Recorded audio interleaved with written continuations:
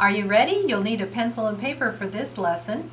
To make a hunter star block of any size, first determine which size block you want in your finished project. This does not have seam allowances. Draw a square.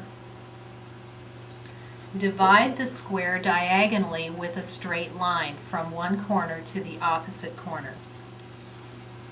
Using your ruler, measure a distance away from that center line, something that's easy to measure.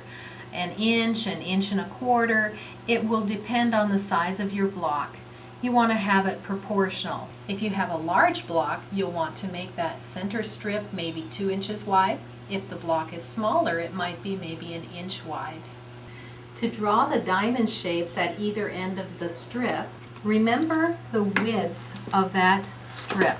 However wide that strip is, that's the width that you will draw the diamond. Take your ruler, line it up with the outside edge, and draw one of the diamond edges. Turn the ruler, measure the same width, and draw the second edge. You will repeat that process at the opposing ends of that seam. One of the easiest ways to piece the hunter star is with a template technique, meaning you take the shapes in the block, you cut them out, and sew them together. Here's our block. We have added the seam allowance around the edge.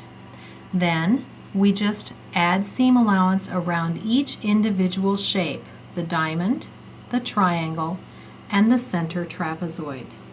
This is how you would draft any block. Even the more complex blocks begin with a line drawing, just like this one. I want to share with you one of the reasons I would choose a template technique.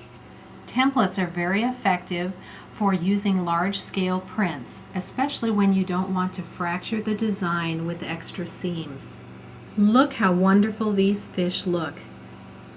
Or you could choose a cheerful children's print like this sports theme. Or how about a lovely Christmas print, a holiday print? Although the template technique is very straightforward, it can be a little time consuming to fussy cut all those shapes. So I've developed a unique strip piecing technique that you're going to love. Now there are a few steps here, but it's very accurate, and once you see the process, you're going to love it as much as I do. I was inspired by the Seminole Patchwork technique that's been celebrated as probably the original strip piecing technique in quilt making history. The Seminoles were famous for piecing small bits of fabric together and cutting them at certain angles to create secondary patterns. You will find the Seminole Patchwork patterns available in older books. These may be out of print. However, sometimes you can acquire older books from out-of-print booksellers.